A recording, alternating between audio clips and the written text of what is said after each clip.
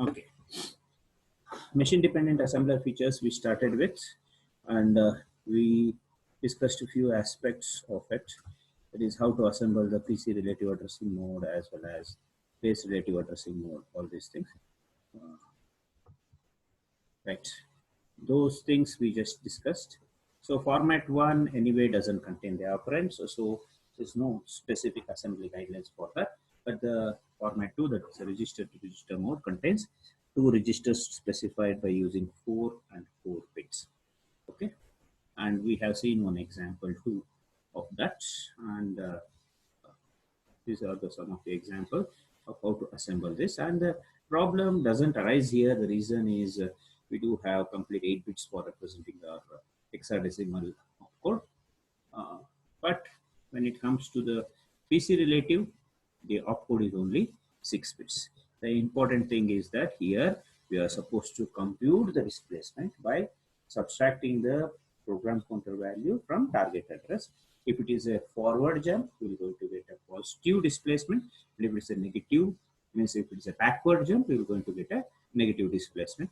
And this displacement is supposed to be represented in 12 bits, and the opcode is supposed to be represented in 6 bits. So this much we have seen, and the flags are supposed to be set accordingly.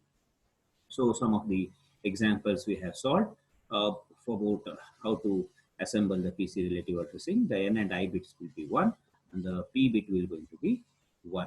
The rest all bits will going to be 0. And indexed addressing mode is not possible with PC relative, right?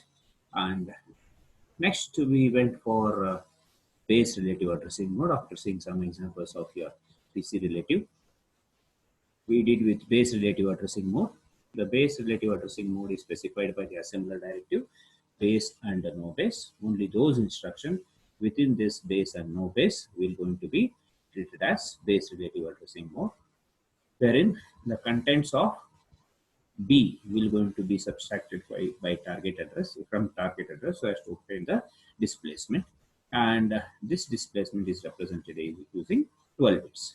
And here the N and I flags are 1 and 1. B flag will be 1. Rest all flags will be 0. Okay. And the computation of object code is done by grouping 4 consecutive bits together. So totally means 4 consecutive bits will be grouped together, including the 6 bits of code of yours. So 2 bits will be means taken from there, and along with N and I bits. So this is how the object code is obtained for the base relative addressing. This we have discussed, and base relative can be used with indexed addressing. Okay, so wherein X bit will be 1, right? But we cannot use the base indexing with PC relative addressing. This much we have seen. Okay, immediate addressing, I think we have discussed also. The immediate addressing, the value is supposed to be specified in the 12 bits, whatever the value of. So we are capable of specifying minus 2 to the power of 11 to plus 2 to the power of 12.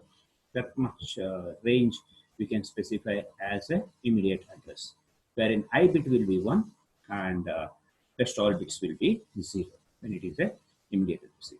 Also, I mentioned we usually don't use indirect addressing. Right? So this much discussion we have did with machine dependent assembler features.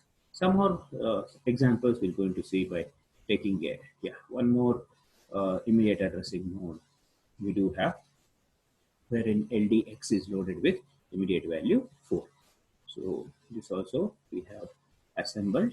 We got the object code as 111004 hexa, right?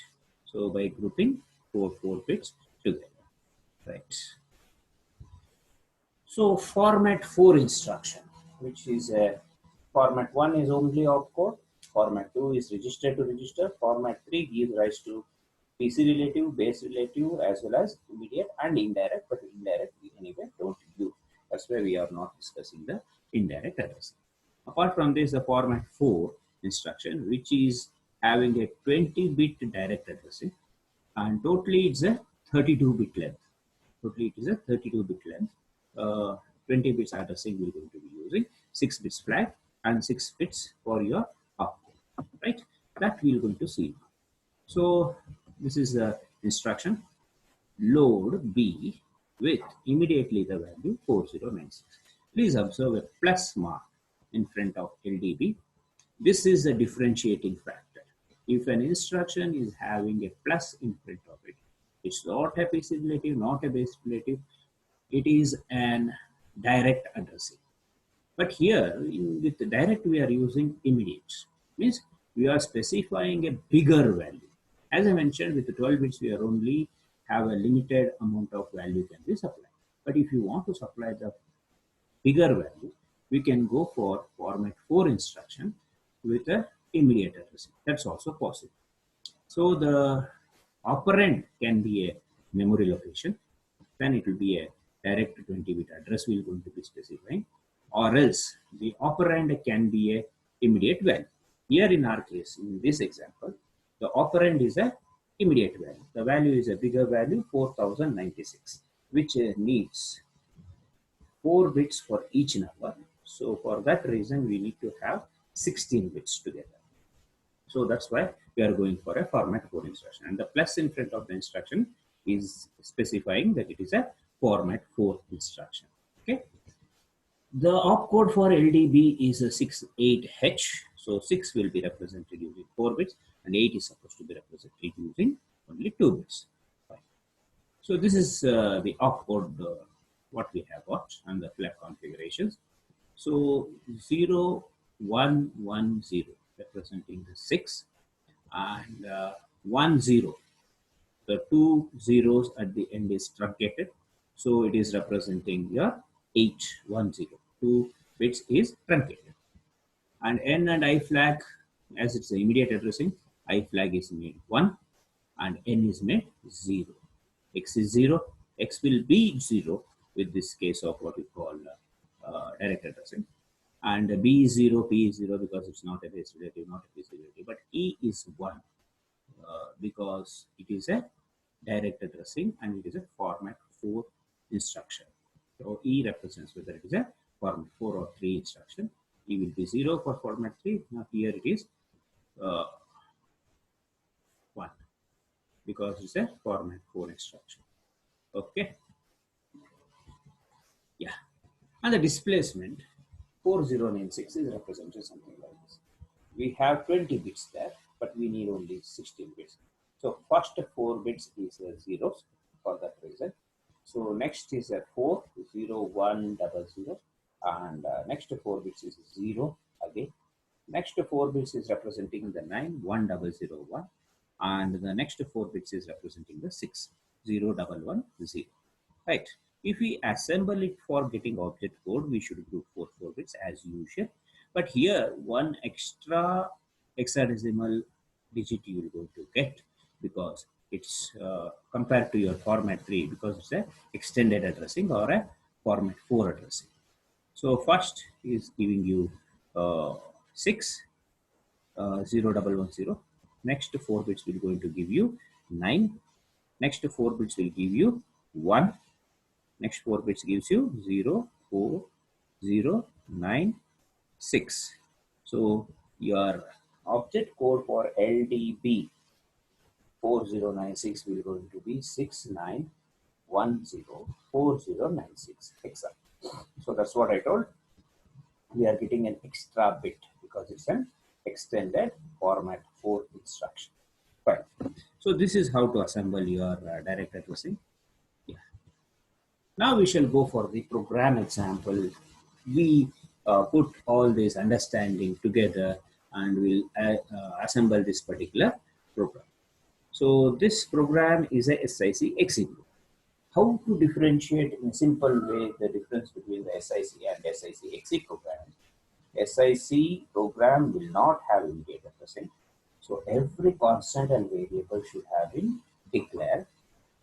But in SIC exit, we have immediate addressing. So all those initializations of the registers will happen through our immediate addressing. We'll do that by immediate addressing. And also format SIC programs will not be having the format 4 instructions. It's not required that every SIC program should have format 4 instructions, but format 4 instructions might be present in your SIC program.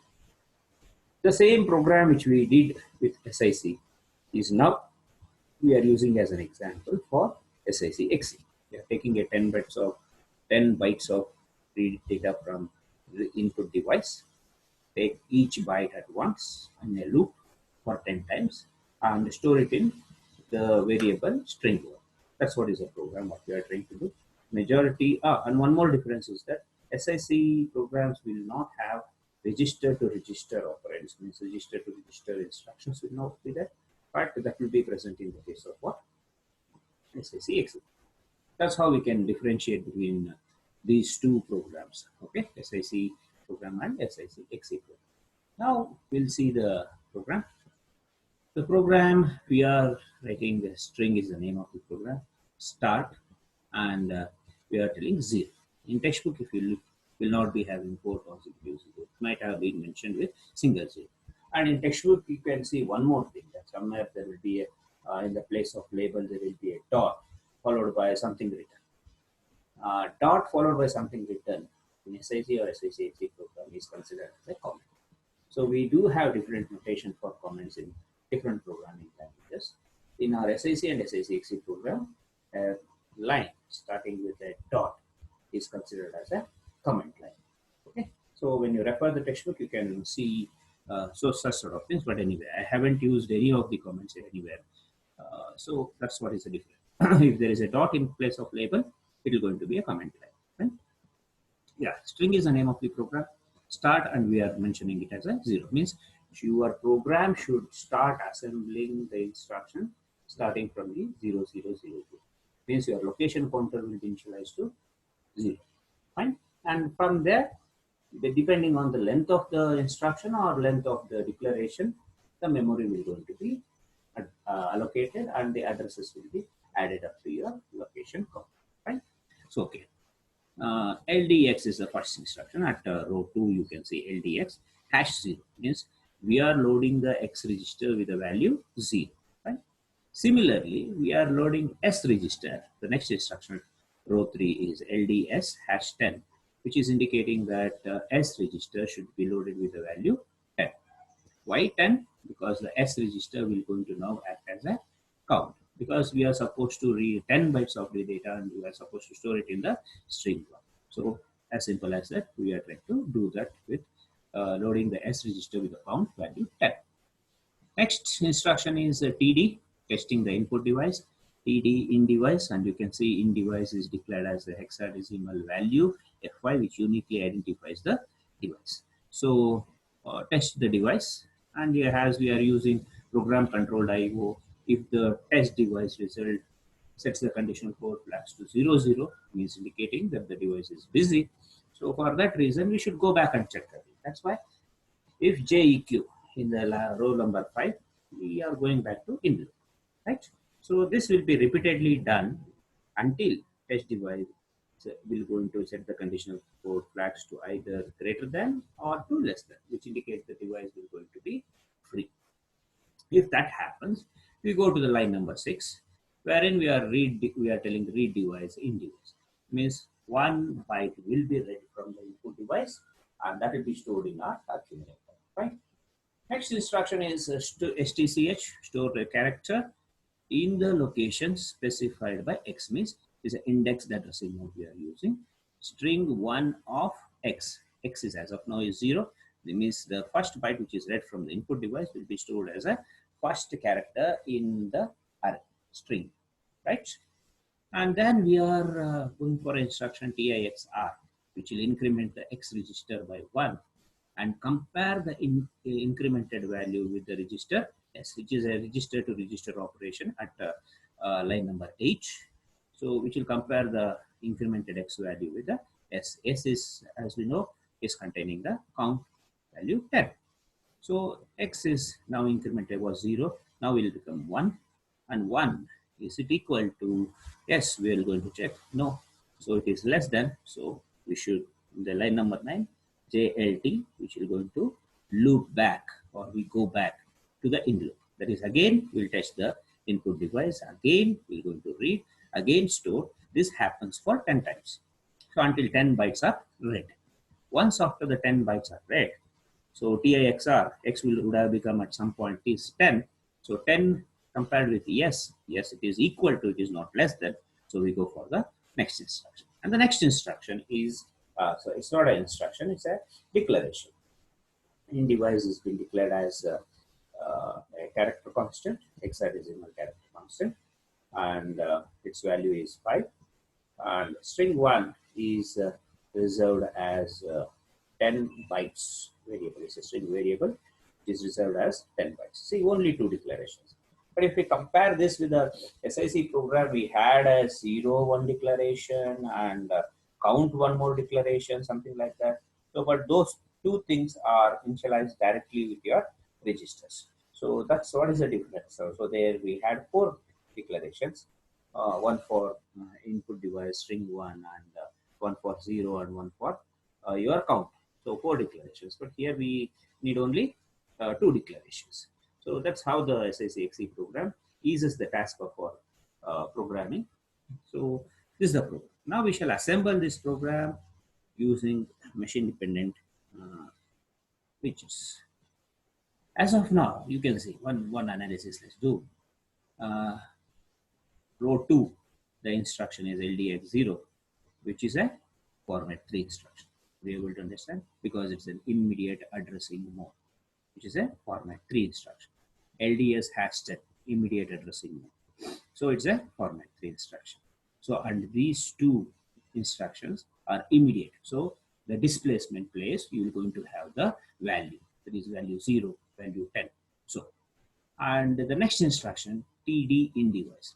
TD is the instruction. In device is the address of an operand. Am I correct? So TD in device, and nowhere it is written as base and no base. So for that reason, it's a format 3 instruction. So it is a PC relative addressing. Similarly, JEQ, RD, these 2 are also PC relative addressing. STCH is what? Is it now a PC relative or a base relative? Right.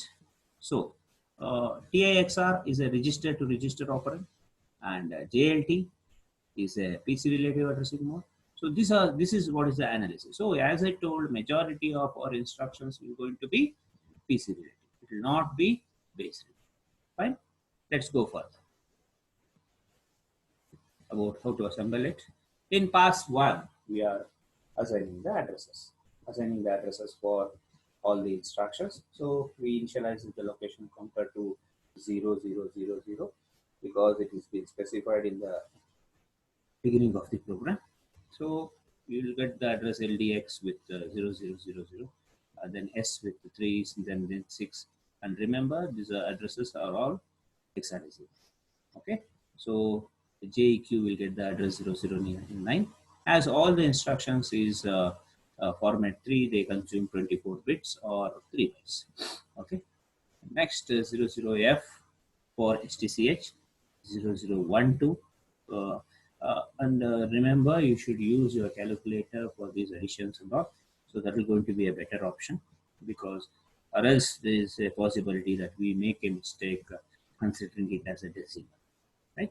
Keep your calculator in hexadecimal mode and do the additions and assign the addresses. Okay. TIXR is getting 0012 and then JLT is getting 0014. Why 12 to 14? The reason is the TIXR is a register to register operation which consumes only 2 bytes, not the 3 bytes. Okay. So it's a format 2 instruction of 2 bytes. And JLT is a format 3 instruction. So at the row number 9, the address is 0014. The next one will going to be 0017, 3 bytes extra. Okay. At row 10, we have a byte, 1 byte. So only 1 byte will be consumed. So for that reason, the next address will going to be 0018. And at 0018, we are declaring a string of 10 bytes. So the next address will going to be 0028. This how we have assigned the addresses in pass 1. Just similar to our SIC. But in SIC, all instructions will be of 3 bytes. Here also majority of the instructions are 3 bytes, but if it is a format 4 instruction or format 2 instruction, the size of the instruction varies. If format 2, 2 bytes will be added. If format 3, 3 bytes will be added, and format 4, 4 bytes will be added. Okay, we'll take each instruction and we'll assemble it. First instruction is LDX 0. LDX outer code is 04 and operand is 00. So as simple as that, zeros, and the 4 is represented as 0, 1, 00, but 2 bits are truncated, so we are using 0, 1. Fine. And N bit is 0, I bit is 1 because it's an immediate addressing. X is 0, B is 0, P is 0, and E is 0. Fine. And the zeros values are represented by 3 consecutive set of 4 bits each. So the opcode what we get is 0, this is 5, 0, 0, 0, and a 0. So the opcode will going to be 050000 hexa. So we just assembled it using immediate addressing. Next one is LDS #10. Yeah, which is going to be your 1101 is your 6. 6E. Yeah. E will going to be 1 1, and N is 0, I is 1, X is 0, B, P, E, all of them are 0 as it's a immediate addressing. And in the displacement we have the last 4 bits representing the 10, that is 1010, which is going to be in hexadecimal is A. Okay. D, first one is D, next one is also a D because 1101 combining N and I flags together, and 0, 0, 0, and a A. So the output will going to be DD000 A hexa. Right? Okay. We shall proceed further. The next instruction is going to be test device in device. The output is E0. So now it is a PC relative addressing. So we are supposed to calculate the displacement of the in device. In device is declaration is happened at 0017 minus program counter value of when we are executing TD in device is 0009. So 0017 minus 0009. Go back to the program and have a look at this. TD, in device is at 0017, right? So for that reason, 0017 minus 0009, because it's a third instruction. While execute, it means it's a third instruction will be PC value will going to be 0009. Okay, so the displacement will going to be 000E. So E is represented as 1110, and 0 is represented as 2 bits 00. N and I flag are 1 and 1 because it's a PC relative addressing mode. X is 0, B is 0, P is 1, and E is 0. Right?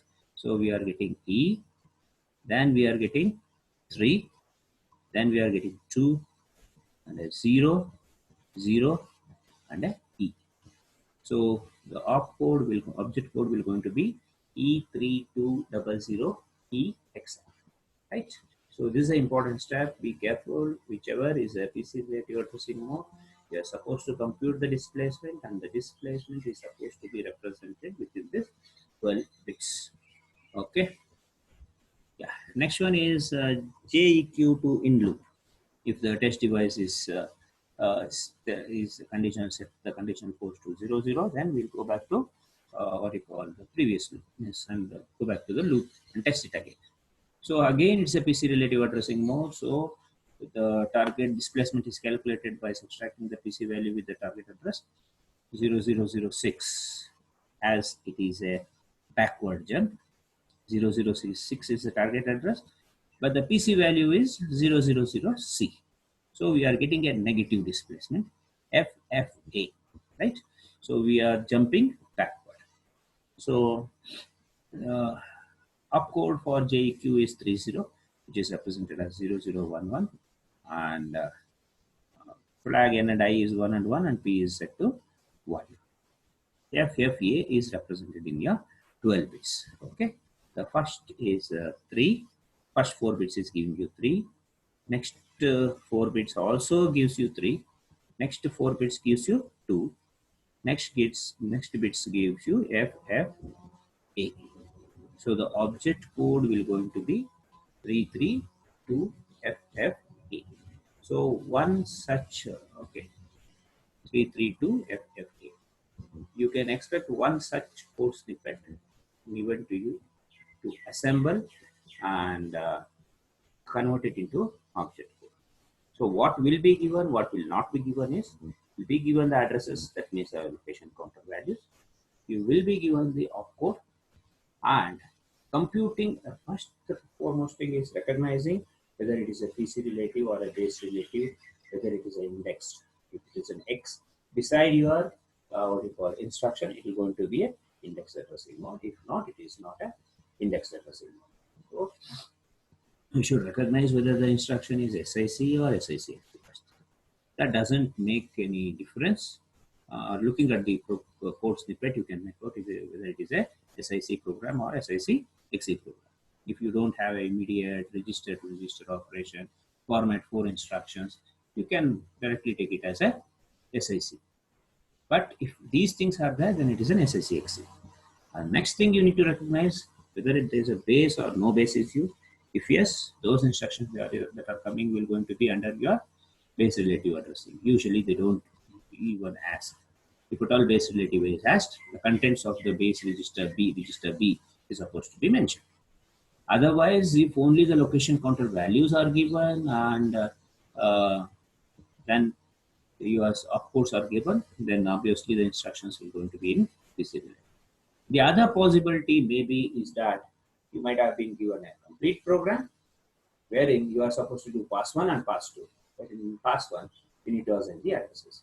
Don't use absolute addressing, preferably use relative addressing. That means start the first instruction with zeros and relatively assign the addresses based on the size of the instruction. So in that sense, we can able to achieve this particular assembly thing. Fine. Next instruction is RD in device, which is also a PC relative addressing mode, wherein we are calculating the displacement as usual. I don't need to repeat the same thing again and again. And opcode for RD is DH. So we got a D, and 10 is representing your 8, and 1011 you are getting B. Next, you're getting a 2, and your displacement is 0008. So it is 008. Okay, and it's also a PC relative addressing. Fine. So object code is DB2008 XR. Okay. Now STCH str1 comma x. So now the target address is calculated by subtracting, and as it is not mentioned as a base relative addressing, we are supposed to consider it as a PC relative only. PC target address minus PC minus x. These are the possible things. So the displacement I got is 0006, and the opcode is 54 hexa, right? So we're going to get 5 7, that is 01 is representing your 4, and A H. Then we are going to be using 0 0 and a 6. So we got 578A006 hexa. So this how we assemble this. The TIXR instruction is a 2-byte instruction, format 2 instruction, wherein the opcode is 8 bits. We don't need to worry. We don't need to truncate anything. The opcode is B8. So we have represented as 1011, and 8 is represented as 1 followed by 3 zeros. Register X and register S. Register X is 1, S is 4. So we got the object code B814 XR. Fine. Jump less than to in loop, which is a PC relative addressing mode. The opcode is JLT is 3H, and this is what we got. We calculated the displacement, and it is also a backward jump. In loop is appearing before. For that reason, we are getting the displacement by subtracting. Actually, it's not a One mistake is there here. This will not. Okay. Okay. F is the what you call displacement I got. So 3 is represented as 0011. 1011 will going to give you B. 1010 gives you A. Because you can see there, yeah, sorry. Here also there is a mistake. This bit will going to be 0 again. Okay. So 0010 will give you 2, right? Okay. Here 3B2FEF hexa. Yeah, here I have written properly. Fine. Okay. Here 0011 gives you 3, 1011 gives you B, and 0010 gives you 2, and this is F, and this is E, and this is F. The object is going to be 3B2FEF, etc. So in this sense, we have assembled all the instructions.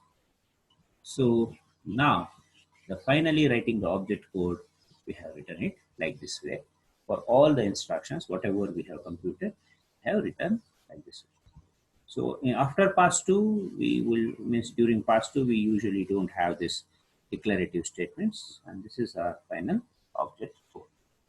So this is the concepts of machine dependent assembler features. How to assemble format 2, format 3, and different addressing modes in format 3 instructions, and how to assemble your format 4 instruction. These are considered under your machine dependent assembler features. We have one more small thing, this program reallocation. That concept we're going to see it in the next class. So this much contents for today. So please do practice for this concept of assembling the instruction for different instructions, means for different programs. And you can get the Lelendale web textbook from online. You can download. There are many different sites where you can get the PDF of the book. So what is my suggestion is that you practice this sort of assembling for different programs. And it is explained in your textbook also. You can go through that and can practice this sort of assembling so that you can get a hold on it. So recognizing the instructions, which is format 3, format 4, what addressing, all these things, this understanding is very much needed for solving the problems which is similar to that. Actually, this is the implementation. If the algorithm data structures are not used, means not asked in your examination, sure thing that will going to be asked will going to be assembling the program.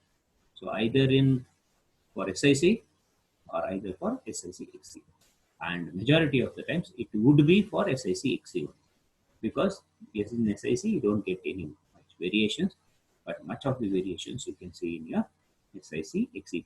That means from machine dependent assembler features, exactly the questions will be similar to this. Will be given a code snippet and will be asked to assemble. So that's all for today. Thank you for joining.